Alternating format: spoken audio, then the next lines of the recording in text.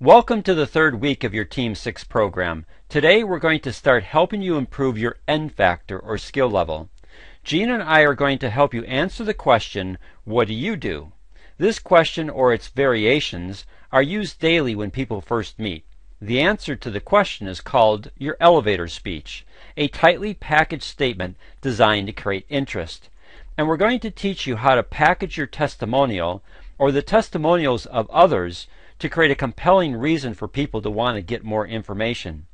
These are foundational building blocks most pay little to no attention to, yet they are critical keys to helping you grow your synergy business. You need to learn how to package testimonials and share a 30 to 45 second elevator speech to create interest.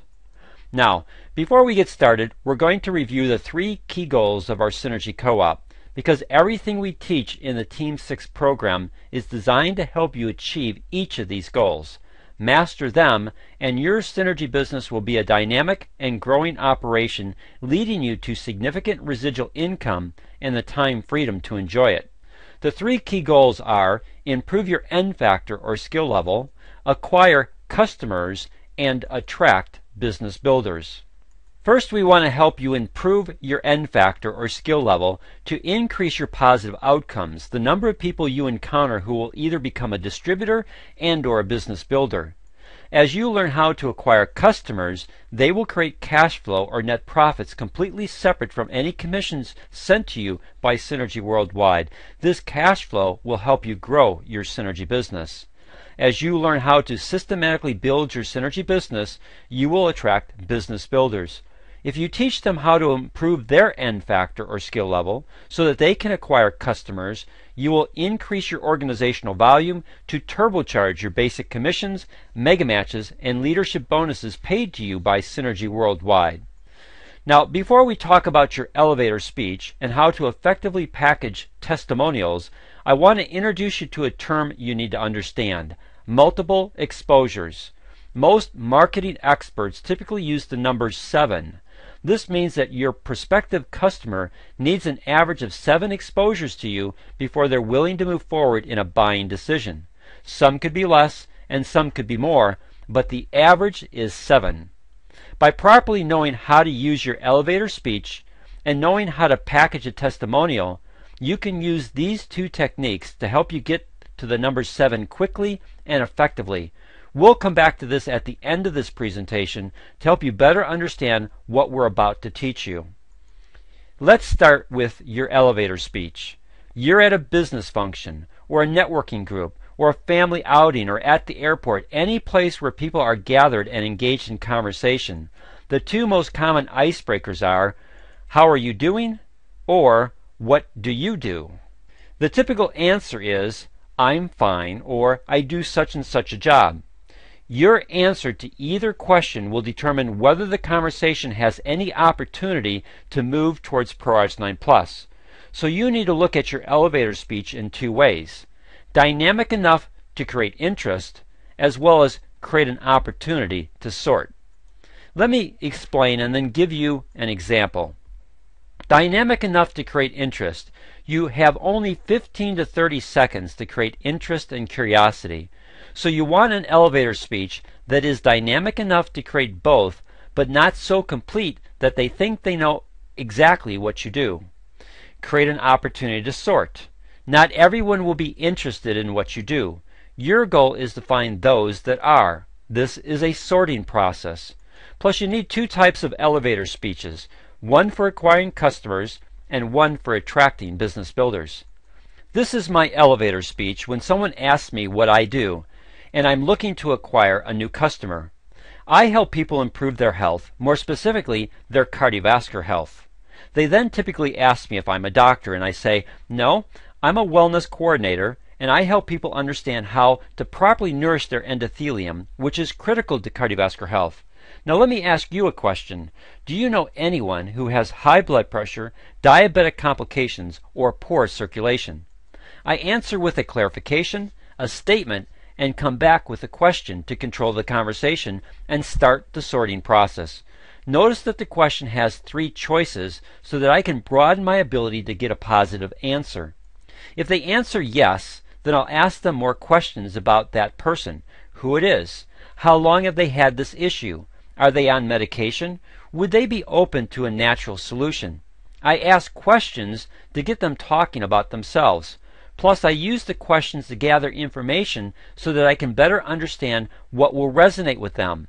And I might use a testimonial if that testimonial will resonate with them. Once I've gathered enough information and created rapport with the person, I ask the following question. Would you be open to receiving some additional information that would explain how the endothelium, if properly nourished, could substantially improve your health and wellness? Again, I'm sorting and qualifying to see if they're a potential customer. But please note a very important key. I'm asking for their permission. I want them to feel like it's their decision. If they say yes, then I'll ask them for their name, email address, and phone number, and then tell them, I'm going to send you a video by email that will help you better understand how your endothelium directly addresses this issue. Would it be all right if I give you a follow-up call to make sure you received it and answer any questions you might have? I tell them what I'm going to do, and then I ask permission to follow up with them. Again, I want them to feel like it's their decision and that they're in control. We'll cover more of this in week 5 when our presentation is on the art of asking questions. It's a powerful technique that can enhance your elevator speech. The common mistake most people make is that they tell instead of ask. And in the telling part, they give all the information so that there is no reason for the person to want more information. And if they have no reason for more information, then you will only have just this one exposure instead of having the opportunity to create multiple exposures. You can even use this technique with a question. How are you doing today? Instead of saying fine, say, fantastic, I just helped one of my clients lower their blood pressure from 180 over 120 to 128 over 72, and they're off of all their medications. I love my job. Your answer of fine will go nowhere. Your answer of fantastic already sets you apart. Then you share a very tight testimonial, make sure it's completely accurate and true, with numbers to help bring context. And close with, I love my job, or I love what I do, or I can't think of a more rewarding occupation. Your beginning and end make you different, and the middle part shows you can produce results. If they're interested, they will ask you more questions, which could lead either towards acquiring a customer or attracting business builders. So you need to be flexible and prepared to go either way. For example, they may come back with, what do you do that makes you so excited? Your elevator speech could be something like this. I get to work from home helping people improve their cardiovascular health. If you end with just this statement, your conversation may or may not continue. If you add the following line, then you'll be better able to sort. I'm changing the health of people in a positive way. Do you know anyone that I could help? Once you ask this question, do not talk. This is key. Let the silence be your friend, for it's helping you to sort. They are either interested in helping you or they're not. It's as simple as that. Either they will be interested and share with you some names, or they aren't interested and will tell you no. If it's a no, then learn to say, well, if you ever run into someone with cardiovascular health issues, please keep me in mind. Here's my business card. Then hand them your business card and move on or move into a different conversation. This is an easy way to break the impact of a no and part in good standing. Plus, this is adaptable for the business opportunity side by just making a slight change. I get to work from home helping people improve their cardiovascular health and at the same time change the financial health of people in a positive way. Do you know anyone that would like to make an extra $300 to $1,500 part-time working from home? Again, once you ask the question, do not talk. Let the silence be your friend, for it's helping you to sort. They're either interested in helping you or they're not. If they're personally interested, they'll want to know more. The mistake is then trying to tell them all about Synergy Worldwide and what a great business opportunity this is. Instead, you want to get their name, email address, and phone number so that you can send them a series of videos that will better tell the story. So say something like this: since you're interested, let me send you a series of short videos by email so that you can see the whole picture. Then we can talk to see if this is right for you. Do you have a business card so that I can write down your email address and phone number? Their business card will have their name on it. You can write on the back of it their email address and contact phone number they're willing to share with you. If they don't have a business card, then use one of yours to write down their name, email address, and phone number. And if they say no, learn to say, well, if you ever run into someone looking for a rewarding home-based business improving people's health, then please keep me in mind. Here's my business card. This is my elevator speech and style, but it's not the only way. Jean and I are going to role play with Jean sharing her elevator speech and testimonial. So let's go ahead. How you doing? I'm doing good. How are you, Dan? I'm doing great. Thank you for asking. How's everything with the family? Everybody good? Yeah, everything's going along, same as ever. What are you doing these days? Just surviving. Yeah? Yeah, you know, the economy. Yeah, definitely. That's why I started a job. You did? Mm-hmm. So you have a job? I do. I have You're a job. not working at home anymore? Well, no, I work at home, but I call it a job. That's what I Okay. do.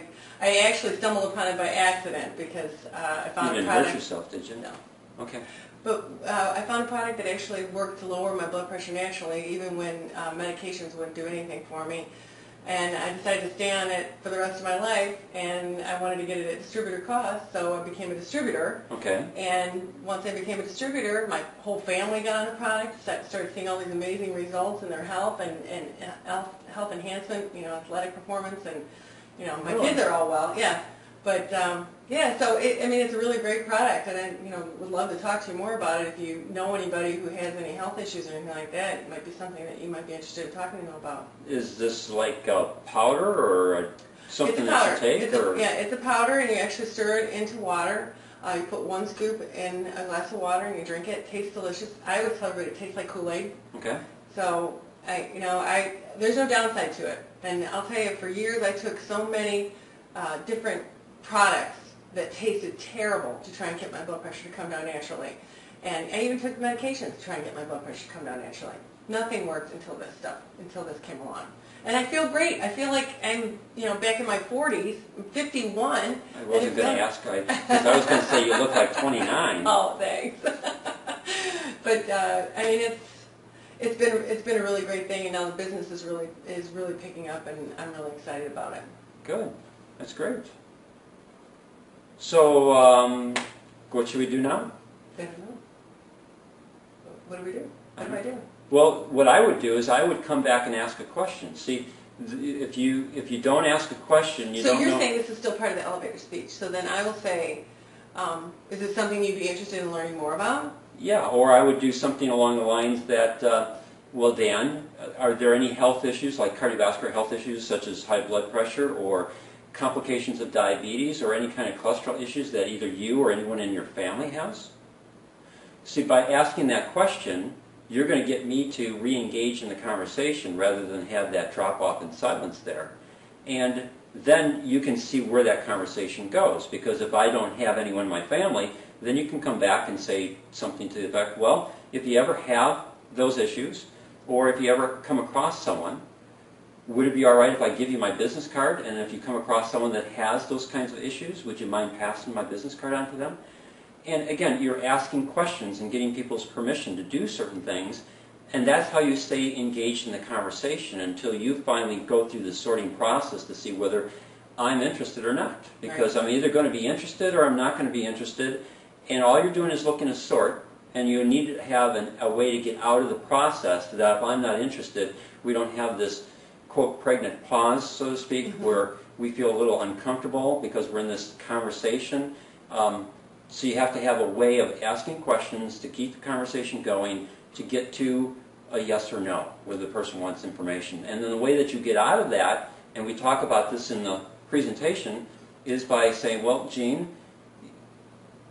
since you're not interested at this point in time, would it be all right if I give you my business card in case you run across someone who's got high blood pressure issues, or has cholesterol concerns, or is a diabetic, I can help that person. Would you mind passing my card on to them? And you're shaking your head, and you're saying, yeah, you would do that. Yeah, well, okay. I definitely, yeah. Well, great. I appreciate that. Yeah, I definitely will. So there's my card, and great. like I said, I'll be more than happy to help those people. That's what I do. Good. I love my business. Yeah, well, I love to say that too, that I love my business, and that I don't ever think that I'm ever going to need to retire because I'm enjoying this so much, and just getting the feedback from people that they're feeling better just makes me feel so good. Well, that's great. That's great. Okay, so we kind of role played, and Jean has gotten better at doing this and evaluating the encounter, because after you're done with every kind of encounter, you want to ask questions like, how did it flow? I should have said this. Right. Or let me tweak this part. And experience is the best teacher, because that's going to help you refine your elevator speech. It's going to help you to better package your testimonial, and it's going to eventually become just a natural extension, because when we ran into that rough spot and you asked me how I would get out of it, well, there's some things that I've shared with people on this presentation that I use in the art of asking questions that helps me get out of those rough spots, because I come back with a question, and that engages the person to come back with conversation. So we have a seminar that's planned on the art of asking questions, and again, everyone just needs to start somewhere, and this will give you a framework. What we're teaching here today will give you a framework to build on. So now, let's go ahead and talk about testimonials. Okay? Okay, I'm better at that. All right, good. Do you want your card back, or you want me to keep it? No, you can keep it. No, you got. I've got enough of your cards. Jean and I decided to leave the video insert as it was originally recorded, off-centered and all, because it showed you a very realistic encounter, and how if you apply some of the techniques we just covered, it will help you with your elevator speech, keeping the conversation going, and most importantly, how to exit even when they're not interested. Now let's talk about testimonials. I'm going to come back to Jean to have her share in this area, but let me first help you learn how to package a tight testimonial. There's a statement taught in the industry: facts tell, but stories sell. Learning the proper use of product and business testimonials are fundamental for acquiring customers and attracting business builders. So let me give you a brief overview and then give you some examples. First off, there are only two categories for testimonials: product or business. And their purpose really centers in just three areas. They need to build bonds of trust, improve your credibility, and demonstrate success. So choosing the testimonial you share needs to resonate with the individual you're talking to. And this is where most people fail, because their testimonials don't have these four qualities. It must have a person attached to it. It must have brevity. It must have a clearly definable benefit, and it must contain an emotion. So let's use Jean's product testimonial. Here it is. Since I've been using ProAgent Plus, I've seen a definite improvement in my energy level, especially in my workouts. But the best part has been helping me control my blood pressure. It used to reach 240 over 140, but now it's 140 over 80 and sometimes even lower. It's been such a relief to know that finally something has helped me bring this health issue under control. It has the four qualities that make up an effective testimonial: a person attached to it, brevity, a clearly definable benefit, and an emotion. And if a person is interested, they will start asking questions. Now I want to talk to Jean about the evolution of her testimonial. All of the information that I just shared in less than 30 seconds has always been there. But when Jean first started sharing her testimonial, it would drive me crazy. First, she would take 5 minutes to give her history, and then when she finally shared her results, she wouldn't even use her actual blood pressure readings. So I'll let Jean share the rest of the story. Well, I don't think it was that bad. Well, maybe it was. Yeah, it was. And Dan and I went round and round, and I just thought everybody needed to know everything about me and everything about ProAgent, and I lost so many people that way. So now I've realized what Dan has taught me is to keep it brief. It's okay if somebody has a question. In fact, you want somebody to ask, "Oh, tell me more." So where I've gotten to right now, do you want me to just share my testimonial? Yeah. Share your testimony as if you were at like a meetup group that you lead. Okay.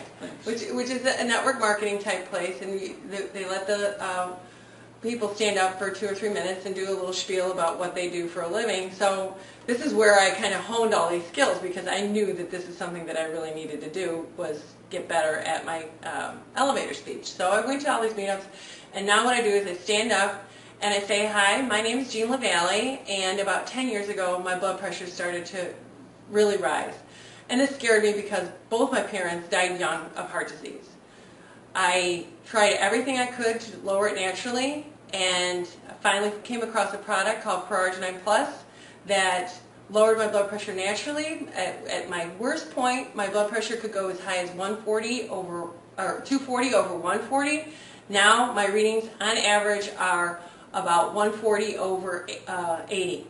So to me, that's life-saving. This product has saved my life in my eyes, and I just had a grandchild that I really want to be around for the next 50 years, to see her grow up and live a full, healthy life. Great. Now, is that a lot better than when you first started? It's way better. It's still not great, but part of it is that it changes all the time too, depending on who you're talking to. But that's the gist of, and I have that testimonial, and I'm so thankful that I have that testimonial. Not only because Pro-Arginine, I do believe, saved my life, but because it gives me something to talk about. Sure. And you just have to practice, because you notice the change that when Jean just started talking to me, you had no problems sharing what you wanted to share. And you have to make your testimony the same way. So as Jean has learned how to effectively package her testimonial, it has made a big difference in helping her to create results. Now let's look at how you can use it, Jean's testimonial, to create interest for people that you come in contact with. Here's how to use another person's product testimonial, in this case Jean's. That reminds me of Jean LaVallie. Since she's been using Pro-Arginine Plus, she's seen a definite improvement in her energy level, especially in her workouts. But the best part has been controlling her blood pressure. She used to reach 240 over 140, but now it's 140 over 80 and sometimes even lower. For her, it's been such a relief to know that finally something has helped bring her health issue under control. It has a person, brevity, a definable benefit, and an emotion to create a powerful impact. Here's an example of a business testimonial with a question.